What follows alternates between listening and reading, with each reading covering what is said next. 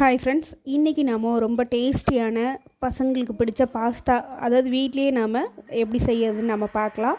ரொம்ப டேஸ்டியாக இருக்கும். நம்ம இதுக்காக பாஸ்தா கடையில் வாங்க வேணாம். இதுக்கு நான் தேவையான அளவு உருளைக்கிழங்கு வேக வச்சு எடுத்திருக்கேன். நான் ஒரு 4 உருளைக்கிழங்கு வேக வச்சு எடுத்திருக்கேன். உங்களுக்கு நீடட் எப்படியோ அதுக்கு தகுந்த மாதிரி நீங்கள் வேக வச்சு எடுத்துக்கோங்க. இதை நல்லா மாவு மாதிரி நல்லா மசிச்சு எடுத்துக்கணும். கட்டியே இருக்கக்கூடாது, நல்லாவே கம்ப்ளீட்டாக மாவு மாதிரி இருக்கணும். கட்டி இருந்ததுன்னா அந்த பாஸ்தாவில் உருளைக்கிழங்கு உருளைக்கிழங்கால பண்ணியிருக்கோன்றதை ஃபைண்ட் அவுட் பண்ணிடுவாங்க. அதனால் நம்ம உருளைக்கிழங்கே தெரியாத அளவுக்கு நல்லா மாவு மாதிரி பண்ணிக்கோங்க. அப்புறம் தேவையான அளவு 1 கப் நான் மைதா ஆட் பண்ணியிருக்கேன். தேவையான அளவு உப்பு சேர்த்துருக்கேன். இதை தண்ணி சேர்த்துடக்கூடாது. தண்ணி சேர்க்காமல் அந்த உருளைக்கிழங்குல இருக்கிற ஈரம்லாம் அந்த மைதாவில் சேர்கிற மாதிரி நல்லா பெசரி விட்டுக்கோங்க. தென் தேவையான அளவு அதுக்கப்புறம் தண்ணி எப்படி இருக்குது அப்படின்றத நம்ம பார்த்துட்டு தேவையான அளவு கொஞ்சம் சப்பாத்தி மாவு பதத்துக்கு நம்ம இதை பசைஞ்சிக்கணும். நான் தண்ணி சேர்த்துக்காமல் கம்ப்ளீட்டாக பால் சேர்த்துக்கிறேன். நம்ம பால் இல்லைன்னா தண்ணியும் சேர்த்துக்கலாம். இதை சப்பாத்தி மாவு அளவுக்கு இப்போ நான் பசைஞ்சு வச்சுட்டேன். இப்போ எப்படி பாஸ்தா செய்யலாங்கிறத நான் உங்களுக்கு சொல்லிக் கொடுக்குறேன். இந்த பாஸ்தா செய்கிறதுக்கு நமக்கு கண்டிப்பாக ஃபோக் தேவைப்படும். ஃபோக் எடுத்துக்கோங்க. ஃபோக் எடுத்துக்கிட்டு ஃபோக்கில் கொஞ்சம் எண்ணெய் தடவிக்கோங்க. அப்போ தான் பாஸ்தா செய்யும்போது ஒட்டாது. கம்ப்ளீட்டாக ஒரு வாட்டி நீங்கள் எண்ணெய் தடவிக்கோங்க. எண்ணெய் தடவிக்கிட்டு கொஞ்சம் சின்ன மாவு கொஞ்சமாக எடுத்துக்கிட்டு அந்த ஃபோக்கில் எண்ணெய் தடவிட்டு அதை அப்படியே அந்த ஃபோக்கோட கேப் இருக்குல்ல அது வரைக்கும் இது மாதிரி ஃபில் பண்ணிக்கிட்டு அப்படியே திரட்டினீங்கன்னா இது மாதிரி நான் வீடியோவில் காமிக்கிறேன் பாருங்கள். இதே மாதிரி திரட்டினீங்கன்னா அழகாக உங்களுக்கு பாஸ்தா ஃபார்ம் ஆகி வந்துடும்.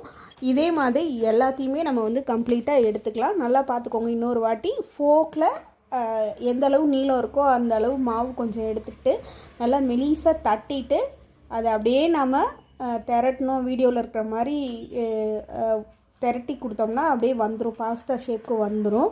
இப்படி தாங்க நம்ம பாஸ்தா செய்யணும். இப்போ நான் எல்லாத்தையுமே பாஸ்தாவை நான் ரெடி பண்ணி வச்சுட்டேன்.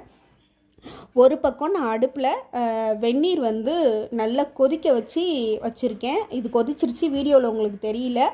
கொதிக்காமல் நீங்கள் போட்டிங்கன்னா பாஸ்தா கரைஞ்சிரும். கொதித்த உடனே தான் நம்ம போடணும்.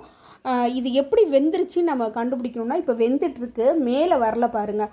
ஆனால் வெந்து முடித்ததுக்கப்புறம் கம்ப்ளீட்டாக அது மேலே மிதந்து வந்துடும் உங்களுக்கு தண்ணியில். அப்போது அந்த ஸ்டேஜில் அதை எடுத்துட்டு பக்கத்தில் பச்சை தண்ணி வச்சுக்கோங்க. அந்த தண்ணியில் இதை போட்டுடணும். ஏன் அப்படி போடுறோம் அப்படின்னா, அதில் எக்ஸ்ட்ரா ஒட்டிகிட்ருக்கிற மாவெல்லாம் வந்துடும். பிசுப்பு இல்லாமல் நல்லாயிருக்கும் சாப்பிட்றதுக்கு. அதுக்காக நம்ம அதை வெந்நீரில் வெந்த உடனே எடுத்து பச்சை தண்ணியில் போட்டுக்கணும்.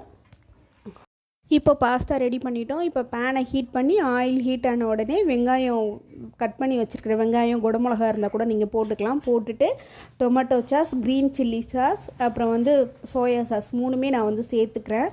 உங்களுக்கு சாஸ் நிறைய வேணும் அப்படின்னா டொமேட்டோ சாஸ் நிறைய சேர்த்துக்கோங்க.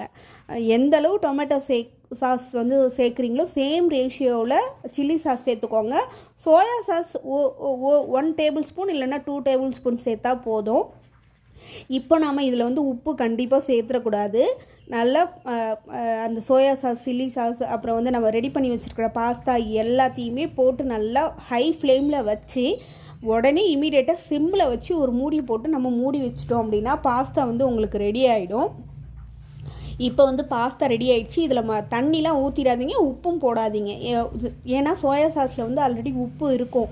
நம்ம பாஸ்தா மாவு பிசையும் போதுமே பாஸ்தா நம்ம உப்பு ஆட் பண்ணியிருக்கோம். அதனால் மறந்துடாமல் நீங்கள் இதில் உப்பு ஆட் பண்ணாதீங்க. இப்போ பாஸ்தா ரெடியானதை நம்ம டேஸ்ட் பண்ணி பார்க்கலாம். இதோட டேஸ்ட் எப்படி இருக்கும் அப்படின்னா, அந்த டொமேட்டோ சாஸில் ஒரு புளிப்பு, இனிப்பு, நல்ல பழுத்த பழமாக இருந்தால் இருக்கும் இல்லையா, அந்த ஃப்ளேவர், காரம் எல்லாம் சேர்ந்து சூப்பராக இருக்குது. இதை பசங்களுக்கு செஞ்சு கொடுத்து ட்ரை பண்ணி பார்த்துட்டு எனக்கு கமெண்ட் பண்ணுங்கள். என்னோடய வீடியோ பார்த்ததுக்கு நன்றி. லைக் அண்ட் சப்ஸ்கிரைப் பண்ணிவிடுங்க. நோட்டிஃபிகேஷனுக்கு பெல் பட்டன் அழுத்திடுங்க. நன்றி.